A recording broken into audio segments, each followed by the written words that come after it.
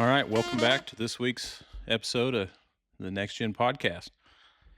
Just me today. Paul's gone. He's sweating his ass off somewhere in Kansas in cornfield, meeting with customers. So I'm doing this one solo. Well, not solo. I got a good buddy of mine here. Actually, the best man at my wedding, Mr. Kelby Andrews, with Andrews Brothers Seed. That's right. That was a long time ago, but yep, best man at your wedding, and hopefully I can do a good job sitting in for Paul here today. Yeah. No, that was a fun night, by the way. You remember it, huh? Bits and pieces. But anyway, I wanted to bring Kelby in here. He's works with his family just 5 miles down the road or so at Andrews Brothers Seed. So give us a little background of what you guys do and how Andrews Bros kind of got started. Well, it was a long time ago when they got started, but back when Grandpa ran the elevator over there on the highway in County Road M, he would get calls all the time for people looking for millet, cleaned millet. So and the boys, Steve and Bill, were getting started farming at the time. So Steve's your dad and Bill's your uncle. Yep, that's right. So that was Grandpa John put the idea in their mind, like, well, you're starting to farm a little bit now. You ought to get a cleaner and then be able to sell some of this millet that people are looking for. Because I'm getting calls from grain brokers all the time looking for clean millet. So Dad and Bill got a small cleaner. And when I say small, I mean small. It fit in the back of a pickup. But What year was that? Probably 90 or 91. Okay. Maybe 89. So anyway, they started cleaning a little bit of millet and selling that. And then guys got word of that they had a cleaner and said, well, it's about time to plant wheat. Will you clean my wheat? So that's how they got started. They started with that little cleaner and a 4-inch auger, running it into it. And that 4-inch auger was too fast for that little cleaner. I mean, it was a slow operation to start with, but that's how they got started in the seed wheat business. Okay. So were they just like mobile, or when did they set up where they are now? Well, the whole reason they set up there now is because of the scale over there by Schramm at the old elevator now. And so they probably got set up over there in 91, I believe, maybe 92. But yeah, they've just started with a couple grain bins over there and have built another one here and there ever since. And, it's grown into what it is now. No, you guys got quite a facility over there, and it looks like about 1 million grain bins. Yeah. I mean, they're not like, 100,000 bushel grain bins, but no, there's what, 30 of them that are probably 20,000 bushel. Are they that big? The bigger ones hold over 40, 45. And then those smaller ones, I mean, we got a bunch of small ones that will hold 3 semi-loads. And, we need a lot of that because we're in the seed wheat business, selling a lot of different varieties from CSU and AgriPro. We've done some West bred stuff in the past. And yeah, so it's a lot of varieties. So we need a lot of different bins. Yeah. And I'm sure keeping things clean in between bins is not fun job either. I mean, I'm sure you got to have everything, absolutely all the seeds out of there. Yeah. Oh yeah. We take keeping the seed quality and keeping it pure. We take that very serious. It's a lot of work. There's nobody knocking on the door saying, "Hey, can I come over here and clean some bins?" It's a lot of work, but it could definitely be on that old show, Micro Dirty Jobs. It's a lot of work. Yeah. You don't come out too clean. No, especially when it's 90 plus degrees out. Yep. Yeah, you're in the dust all day. But so like somebody that's never really been to a cleaning plant, or everybody, all the farmer or dryland farmers, or whoever's buying products from you, obviously go there. But what's the process like from, let's say, I know you clean a lot of your own wheat to resell, but so let's say after harvest, what does that process look like? Really, whenever we're gonna get set up to clean wheat, which is as soon as we can after harvest. You gotta we got a really good air compressor because we use a lot of compressed air to blow down, all the surfaces where the truck is gonna drive on the pit, clean it out. We got to climb down the leg, vacuum them out from the bottom. Um, all the machinery there at the cleaning plant, um, most of it comes apart in different ways. We got to take all of it apart, blow it out, vacuum out places that need to be cleaned out. Like I said, it's a lot of work, dirty job, and then we got to have a clean bin for the wheat that we're going to clean to go into.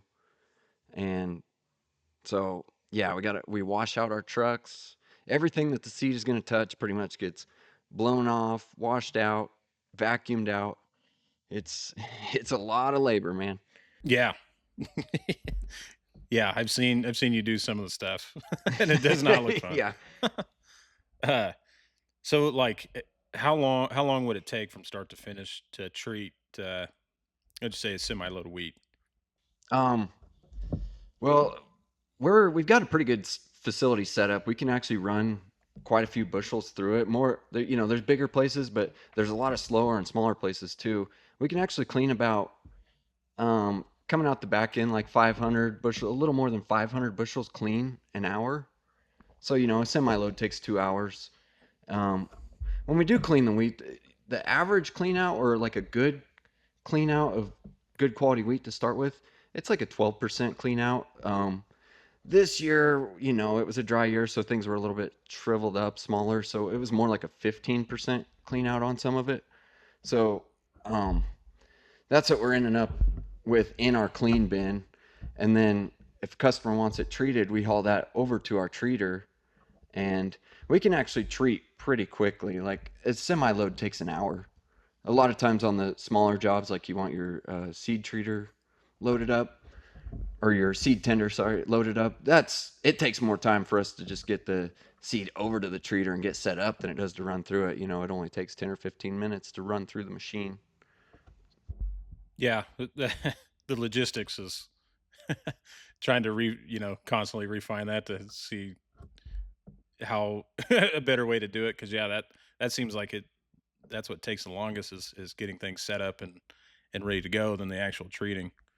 But on the treatment side, what products do you guys usually treat with? Um, we're using the Syngenta's products or AgriPro's products, Vibrance Extreme and Cruiser Max Vibrance. The Vibrance Extreme is just a fungicide, and Cruiser Max is insecticide and fungicide. Okay, what like so you guys, I'm sure it's probably what, like 90% dry land guys, or I'm sure, well, there's probably some irrigated. Um, we, I mean, we sell irrigated wheat too. I mean, we've got a few varieties that are more suited to the irrigated. I mean, yeah, most of the wheat is going out on dry land bushels. Um, but we have a few varieties that are more suited to irrigated, like SY Wolverine would probably be my first pick on that. Although we didn't raise any of that ourselves this year. We're buying that from another seed dealer up north, but Carlson's out of Julesburg. So if you want some of that, go make sure to call ahead and make sure we've got enough of it. We could probably get some more ordered, but it was a tough year last year, so everybody has limited seed quantity. So make sure to call ahead and make sure we have the availability. But if you can't do SY Wolverine, the other ones you could do are AP Sunbird would be pretty good on your irrigated acres, or um, other stuff with good straw strength would be like Bird CL Plus would be okay. But yeah, anything else, if you're really wanting to push the bushels over, up to 100, you could go with Langen, but that'll tend to lay down too. You got to be careful when you start to really push the bushels on that irrigated stuff. Yeah, I mean, when you see those guys on the irrigated side, when it starts getting closer to maturity, where they're still having to water, and that those stalks are pretty thick, and it's good looking wheat, and that stuff starts laying down, and it looks like a giant pain in the ass to Yeah, I've harvest. never heard anybody real happy about cutting wheat that's laying down. Yeah, That's a yeah, pain. nobody is.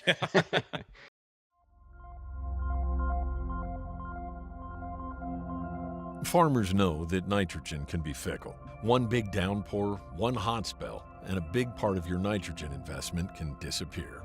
But nitrogen provided by Pivot Bio's gene-edited microbes is weatherproof.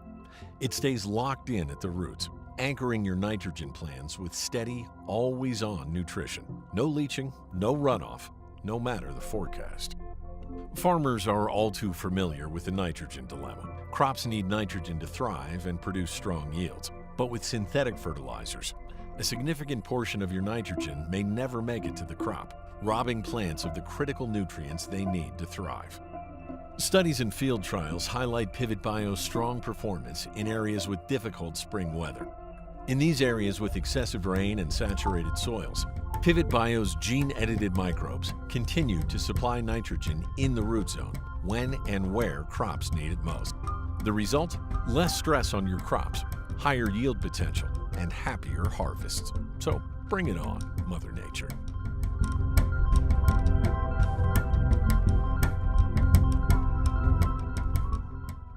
So the treatment side, I was just curious, like what percentage of customers actually utilize, treatment?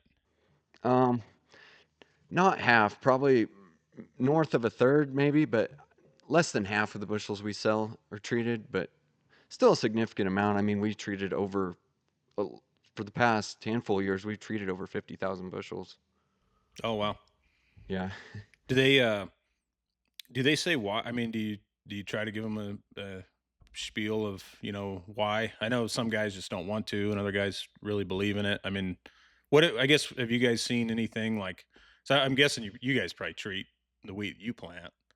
Yeah. Oh yeah. All of our wheat that is going to be seed next year gets treated 100%. I mean, that just protects you from different diseases that you're going to have. Like, for instance, like fusarium is, if that could be a problem if your wheat is going on irrigated ground, because that grows on the corn residue, and then when you plant wheat behind that in a heavy corn residue area, that could infect the wheat. And the main, while it might still be okay to harvest and take to the elevator that year, it'll probably ruin the germination on it. So there's no way we're going to take a chance with that.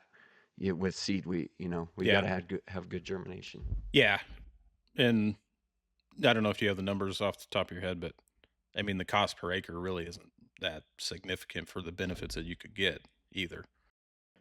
Right. I think we're just for the fungicide, we're at $3 a bushel.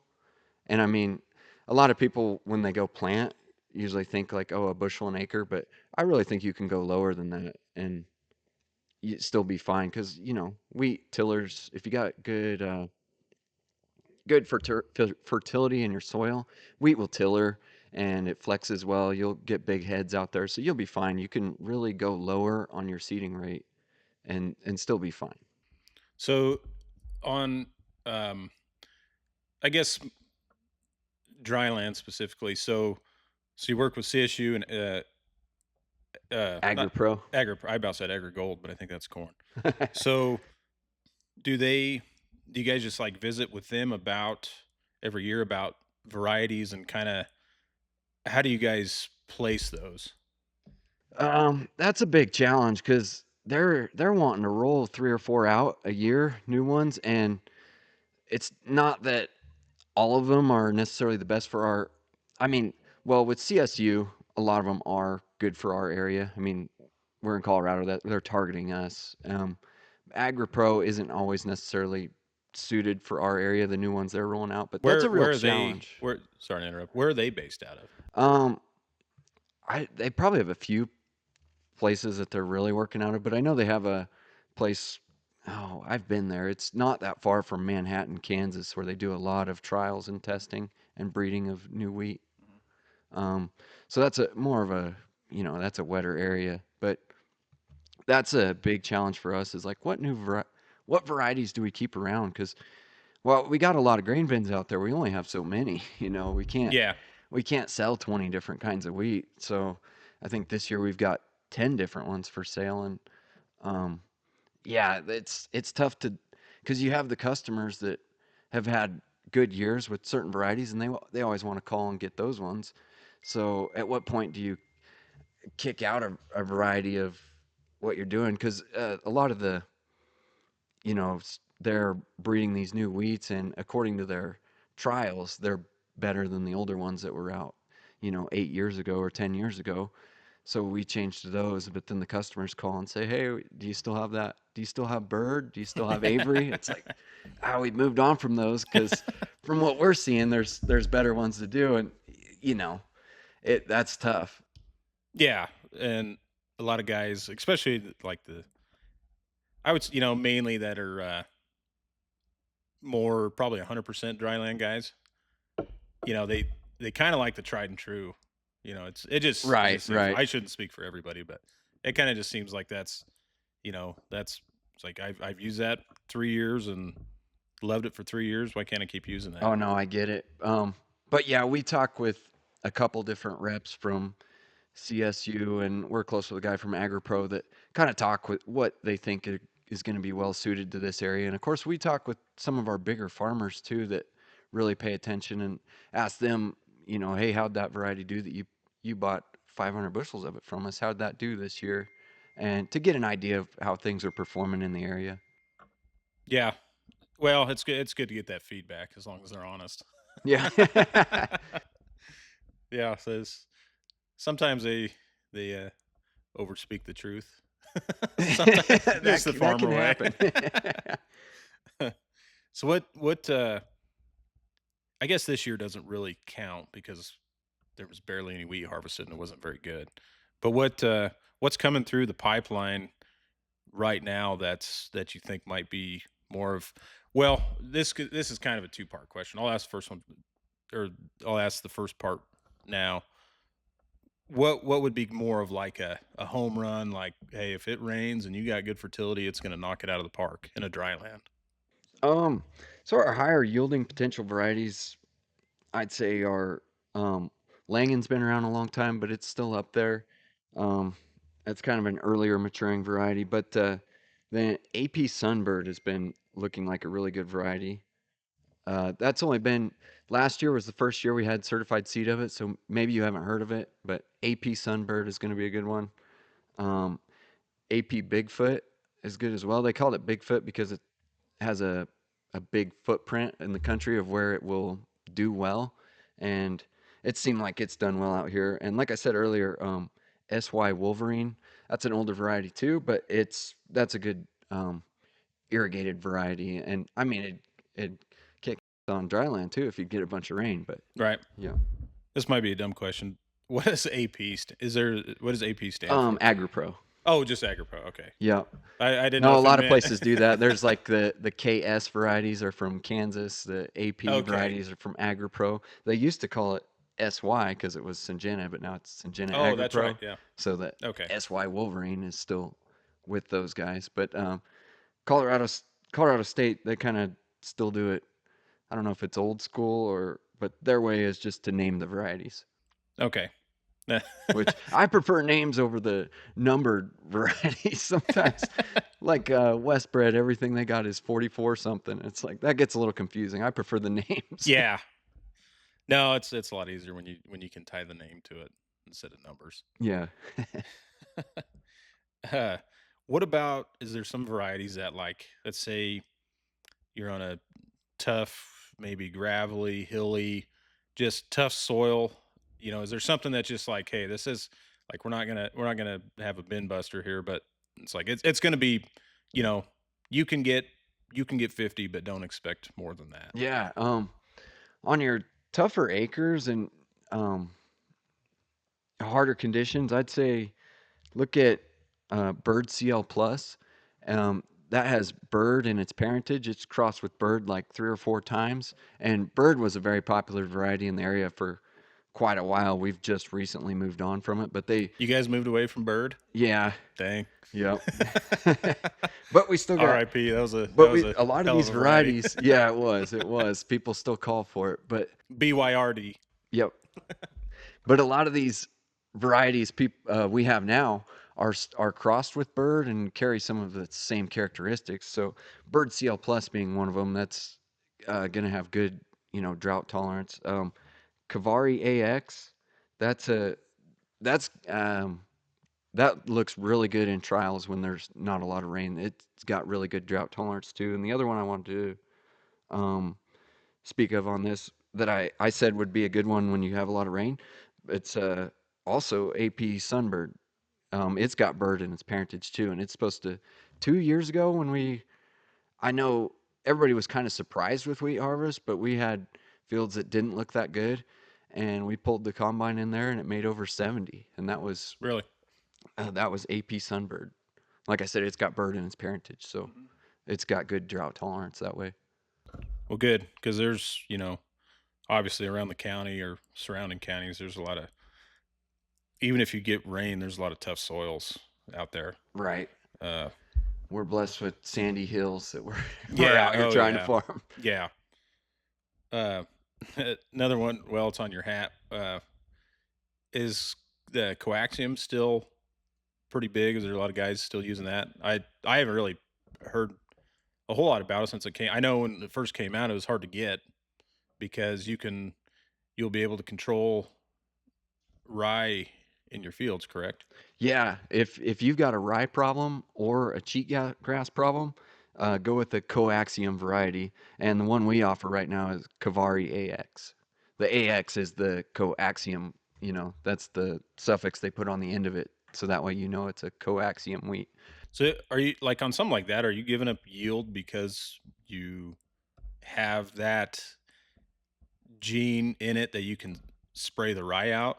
Have you noticed or It's hard to say I've noticed. I mean, you're supposed to be like, in theory you are, um, but Kavari does really well in those tough low rain years.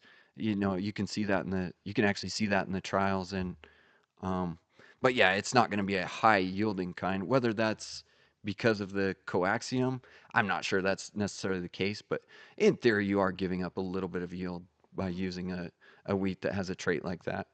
yeah. Well, I mean if you got bad yeah, cheatgrass and rye problems, it's Yeah, you need to do something about it. I guess switching over to like planting dates. And I don't know, I've kind of went back and forth and it's always hindsight's 2020. It's like, well, the I shouldn't have planted that earlier. I'm glad I planted that early. Have you guys seen, since since you've been full-time farming as well, like have it benefit for I know everyone always kind of shoots for that September 10th to 15th. Yeah, Um you know what? I'm glad you asked that because um, I can't I can't think of a they that's the thing I always used to hear is like if you could plant all your wheat on one day, it'd be September 15th. And I can't think of a time that we pulled the combine into the field or got everything done, looked at the numbers and went, "Man, I'm glad we planted that stuff that early."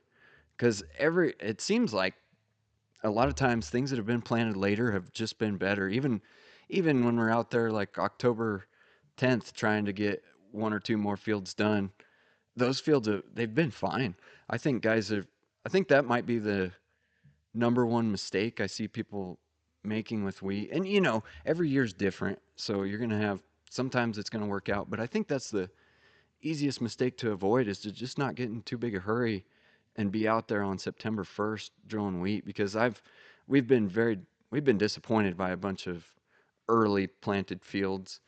And like I said, every year's different, but I can't think of a field that we've drilled in the middle of October and then went out to harvest it and went, dang, if we'd have just got this in the ground earlier, it would have been way better off. Because if you get that stuff out there early, I mean, wheat's kind of a unique crop that's got to make it through the winter, and then that stuff's out there in the environment for 9 months. yeah. It's it's Yeah. a pretty tough plant to be out there that long. But if you get it out there too early, it grows too much here in the fall time, tillers too much, and then winter kills pretty bad. That sets it back. And then the middle of October when it's 100 degree, we get those hot windy days. Um, that we at some point it's got to throw in the towel and say I'm done. And if you get a rain the middle of June or a little bit later in June, it's already thrown in the towel and it's done and over with. So it's not going to make any use of that. that rain. So I think just planting a little bit later would be a better idea. If you could go back to that old, like saying if you could plant all your wheat on one day, maybe the 22nd or 24th would be a better day to pick. Yeah. That's no, that's good advice. And I've I've been kind of caught in that too, like talking some guys I work with. It's, especially where they've worked the summer fallow, and we just like now we got good rain last week, and it's like there's only so much time that moisture is going to hang around. It's like, well, do we need to get the ground covered? Is that our main priority, or it's like, hey, do we just need to pump the brakes and wait? And usually there's all those early guys going, September 5th, and there's a couple guys going and gets everybody worked up, and Right, well, we right. better, so and so's going, we better get going. But no, I would agree, because and maybe it's been because of the later falls, just because like it doesn't freeze until November when it should be freezing in October, but then we warm back up too, and it kind of just, like you said, it gets too big too early. Yeah, you've seen those fields from the road that, and they're they look like they're 5 or 6 inches tall out there that wheat, and then it just winter kills terrible into January and February. That really hurts it. It's better for it to be a little smaller and to go dormant for the wintertime. Yeah. And yeah, maybe you've seen it this year, but the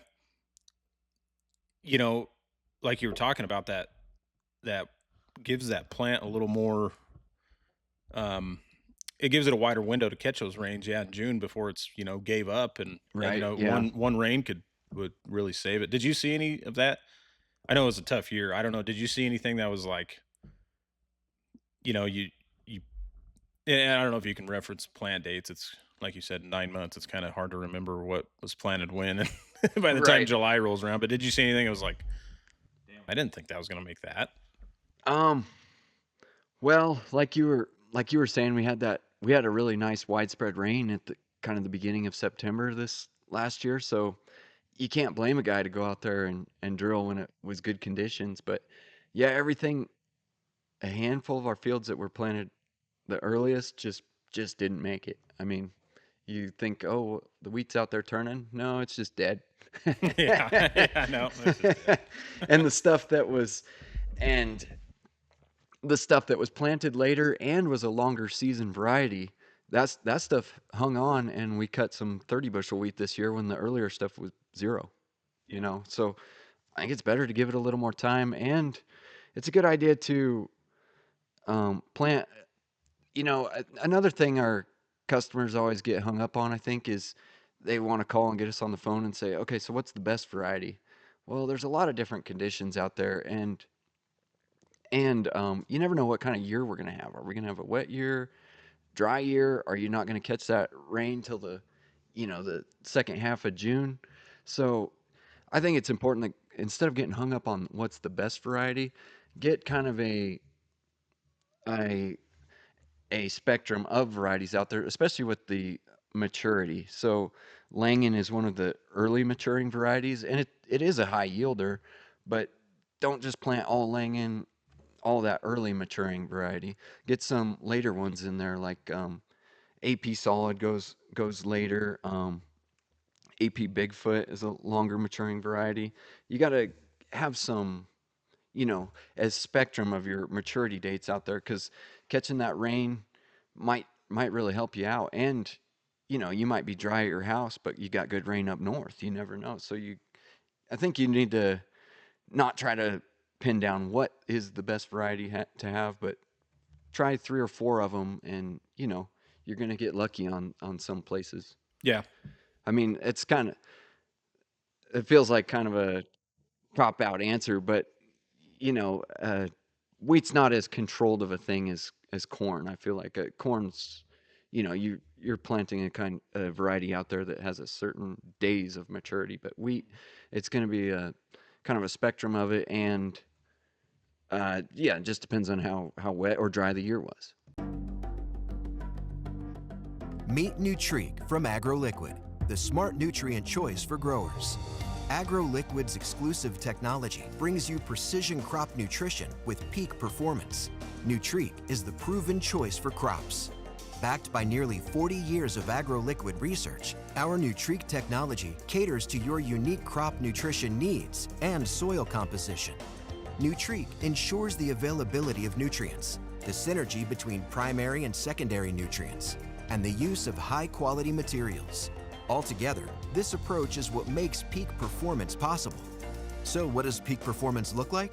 It means maximum nutrient utilization with maximum efficiency, enhanced plant absorption with controlled amounts released at precise times, and overall ease of use, allowing you to spend less time in the field and use less product overall.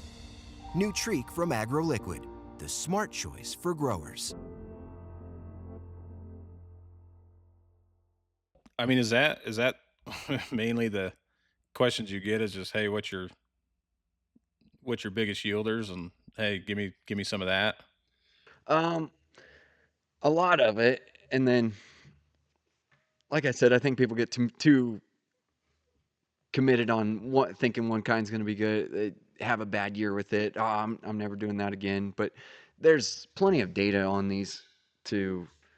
I mean, we're not just throwing darts at a board to pick the varieties we're going to sell, and we're not even picking the varieties that will probably put the most dollars in our pockets. I mean, we've got to pay these new varieties that come out that we put into our seed plant.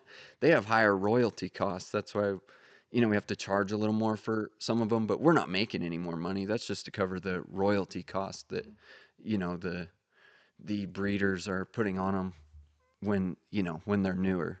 So But like a first year, like I'm sure they probably rolled out some new varieties. Will you just grow it on basically your own fields first, and then harvest that seed, and then sell that seed the next year, depending on how it does, or do you roll it out like year one? I'm sure well, there's probably some yeah, baby steps, it's but almost there was one the first as far as I know, the first circle of AP solid grown in the country was here in Yuma County. oh really? Yeah, and so that was, most of the time stuff is labeled as either foundation registered or certified, and certified is what we're selling. Every year it rolls down that. So I mean, Oh, but okay. this stuff was a step above foundation. It was breeder's seed, which I don't even think I've seen before. So the first circle of that was grown in Yuma County. But no, when we these wheat varieties, they're grown in trials for 3 or 4 years before they really are rolled out for us to grow, and then the next year we can sell them back to farmers. So there's quite a bit of data on it. I mean, the the big wigs, the guys that are getting paid a lot of money at CSU, think they're supposed to be really good varieties. So they've they've done their homework. It's a little bit, you got to trust them, but there's data, and if anyone wants to look at data on this stuff, there's a really good website called ramwheatdb, DB as in database. So go to ramwheatdb.com, and you can click on, there's a spot on there that says head to head, and then you can select areas. So just select around here in Colorado and like the Nebraska Panhandle, and then you can pick two varieties to put them head to head, and it'll show you a chart of basically this one's better on lower yielding trials that were lower yielding. This one's better at higher yielding spots. So there's years, and it'll tell you how many. Like you could pick Langen against AP Bigfoot, and it'll tell you these two have been head to head against each other in 97 trials, and it'll show you which ones this one did better, which ones the other one AP Bigfoot did better. So I mean, there's plenty of data about this stuff. It's not like we're just Yeah. just rolling them out there randomly. No, that's cool. I didn't know that existed. That's that's Yeah, you that's can a spend great a lot of resource. time on that website, and like I said, it does put up a good chart. You'd think just, oh, what's the better yielding wheat? But you can actually tell on the charts, like, oh, this one's better. If it's going to be less than 50 bushel or less than 40, tougher years, typically one is better than the other. And then there's, of course, there's the more irrigated focused varieties. Yeah. So So what do you like for a planting rate? What do you guys usually? And I'm sure it's variety by variety. I mean, what's kind of a general rule of thumb of dryland versus irrigated on rates? Um, so every seed we sell will have a seeds per pound, the number of seeds per pound in that variety, and it can vary a lot from variety to variety and year to year, but most of the time on irrigated, you're gonna want to do like 1.2 million seeds per acre, and then and dryland, uh, I've seen data that shows you can flex it quite a bit. Like kind of the recommendation is 600,000 seeds per acre, but I've seen data of people doing half that down to 300,000 seeds per acre and having good yields. Like we were saying earlier, wheat can flex a lot. It'll tiller differently depending on how much other, plants are around it. If you are going late versus early, does that go into the recommendation of? So it does. Usually you'd want to go a little higher if you're later, because there's a chance some of those seeds aren't going to come up as good or not get as big, and then end up the littler ones will winter kill. So yeah, there's a chance they're not going to come up as good. So you do want to go a higher rate if Yeah, you if you're and I've later. heard that, and I didn't know if that was the actual Yeah, truth, but I mean it makes sense. You know, a lot of times for us, we get when we're trying to get a new variety for our seed cleaning plant, we're going to get allocated like 3 totes from CSU. So we got to spread however much out over however many acres. So we don't always necessarily target the exact, the recommendations I just said. So sometimes we've planted it a little thin, but had success. Like I said, wheat's a pretty tough crop. yeah, it is. Once it's one of those ones might be hard to get up sometimes, but once it's you know established, it does pretty well. Yeah. What I was curious, what have you guys had any issues with sawfly? We have had some. So Because I yeah, know it started like up west. I know maybe around like Brush, Fort Morgan. I know it was like really bad. It moved into Akron. I didn't know how bad it was around here. it is around here, especially more up towards Lone Star, up north that way. Yeah, we've had some trouble with it. It's if you go out walk, if you're not sure if you have sawfly, go out and walk in your field, before you cut it while it's pretty much mature out there. And if the wheat stems are wrapping around your legs, around your jeans down there, and when you walk out, you've got sawfly. That's what cut those off. And if you hold one of those stems, the bottom of it looks kind of concave. If you see it, you'll know what I'm talking about. And yeah, we've had trouble with sawfly. The two varieties we have that have semi-solid stems or AP solid, which everyone thinks it is a solid stem. It's actually a semi-solid stem, but they just jumped on the name because they were really the first ones to roll out a wheat that was good this far south for sawfly. And the other one is Amplify SF, and Colorado State puts the SF suffix on the name, so that way you know it's for sawfly. But uh, they've got another one coming out. It's really limited right now, but yeah, Colorado State's still working on this problem because it has spread around Colorado. Yeah, that's it. Basically, once you get it, I mean, you have to catch it in time, and if you do, you basically have to swath it and then pick it up. But I mean, if it's that bad, you're kind of screwed, aren't you? Yeah, I mean, yeah, you can go to these semi-solid stem varieties, and like I said, they're still breeding these wheats. They're going to get it better, but if it's real bad, yeah, I think that's what you got to do. Is I've heard people towards Akron say they've had more luck. It gives them less of a headache to just go out, decide, all right, we're swathing it, and then picking it up instead of trying to cut it that way, because you know it's causes a lot of problems with the combine when it's laying down. Yeah, it's not good. Is there any? I have no idea. Is there any talk of like a sawfly resistant variety?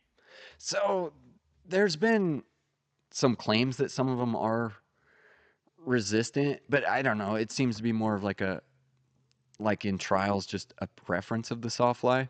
But honestly, if your neighbor's field had it and then they're moving into your field, they're not going to really care that your variety wasn't their preference. They'll If just that go if for that's it. When it's in a trial and there's 30 of them to choose from there, they say it seemed like, oh, they go for this one or they don't go for that one.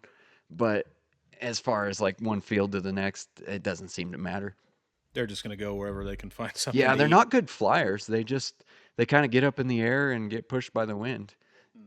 Yeah, they look like tiny wasps, but they're not good flyers. They just kind of get pushed around. That's why they haven't spread fast. You've heard about them around Yeah. New Raymer for years and years, and then they're to Akron, and now they're up to Lone Star, closer here to Yuma. They don't move fast, I guess, but Yeah. Huh. once it's around, it appears like it's going to be something we're going to have to deal with for a while. Yeah. And apparently rotation doesn't really help. I mean, everybody rotates. I think but it still slows gets them it. down, but Yeah. yeah, it's going to be a pest we're going to have to deal with. So we'll, like I said, we have AP Solid and Amplify SF, and there's some more coming out from CSU. Okay. Yeah. Another cool thing you guys do, obviously it's too late for this year, but you guys do field day kind of early, well, probably what, like mid-June? Mid-June, yeah. Mid-June, where so over on one of their fields, they have, they designate a spot for a big trial, basically. Yeah, you want to explain your field day? Yeah, I think, well, actually, so there's two different trials out there. The one, what you're talking about, field day, CSU runs that trial, but there's all kinds of varieties in it. A bunch of the AgriPro varieties. They have some varieties from Kansas State in there. Anybody that actually wants to enter their wheat into the Colorado State trials can do it. It'll cost them some money, but Colorado State does these in, they've got one up north, Julesburg, Burlington, a bunch around the state, and they actually come out and will talk to us farmers about what varieties they've got in the fields, explain some of the different characteristics of them. They'll talk about kind of the wheat industry in general, what challenges there are, like sawfly has been a talk of that for a while, and then they'll talk about varieties they've got coming down the pipeline too, to get you excited. Yeah. No, it's kind of funny. They bring out their little, like, tiny combine every year. Yeah, this combine has the header's like 4 foot wide, and the funny thing is, it's like 1/20th the size of a regular combine. yeah, but the cab's regular size, and two people sit in it. One person sits backwards and checks all the samples and everything, and the other person drives it. It's hilarious looking. It can fit on a fifth wheel trailer if that Yeah. says anything. Yeah. Yeah. Look out for that for next year. Yeah, we usually have a lot of times we'll have pizza and beer at that too for our sold me. customers. So yeah, all right. See you next year. Well, enough on that side. Maybe a couple questions on the farming side. What does your guys' rotation look like on your dryland operation? Usually we'll go wheat, and then next year either millet or milo, and then fallow for a year and back to wheat. Sometimes we'll stubble back to wheat because mainly because we need to have that wheat production for the seed cleaning plant.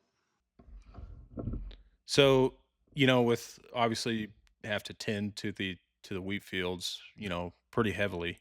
Like on the millet and milo, I mean, you guys really do you try to push yields there, or is it kind of, we get what we get it's just kind of putting something else in? Yeah, I wouldn't say, I mean, we keep good track of it. Everyone says they're good farmers. Hopefully we actually are, but I wouldn't say we're doing anything groundbreaking to try to really push yields. That the seed cleaning plants, it's about a full-time job. So Yeah. It keeps us pretty busy. Well, also you guys do with the milo and the millet, you guys also sell that as well, right? Like you don't just take it to the local elevator and call it good. You guys actually have a market for that. Yeah, we do, and we'll buy a little bit from other people around, especially the white proso millet. We'll take in quite a bit of that every year. But yeah, we we clean that at the seed cleaning plant as well and market that. Actually, we send a load of millet or two to a place in California and LA twice a week. Same truck drivers go back and forth. Yeah. That's It's a trip. bird food place in LA. Yeah. Wow. How'd you guys get hooked up with them? Well, you'd have to ask the Bill or Steve, but that's been going on for a long time. Huh.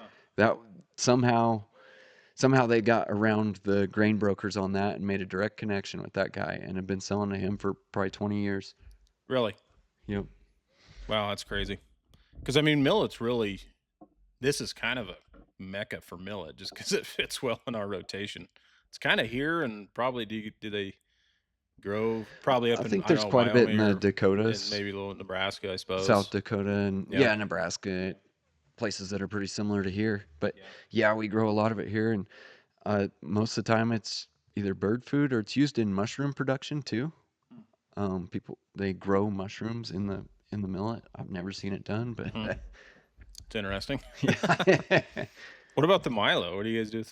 Because you don't take that to the elevator, do you? No, it goes to the cleaning plant. Like I said, we'll buy a little bit of that from other people too, and we market it, and it goes to a handful of different places. Okay. Well, very good. Well, I think that's about a wrap, huh? What do you think? Yeah, we've been at this long enough. Yeah, I know. Bosses are going to be calling me. Yeah, I know. Phone's blowing up.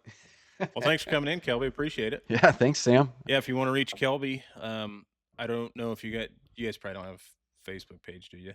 I don't think we do. No. Okay.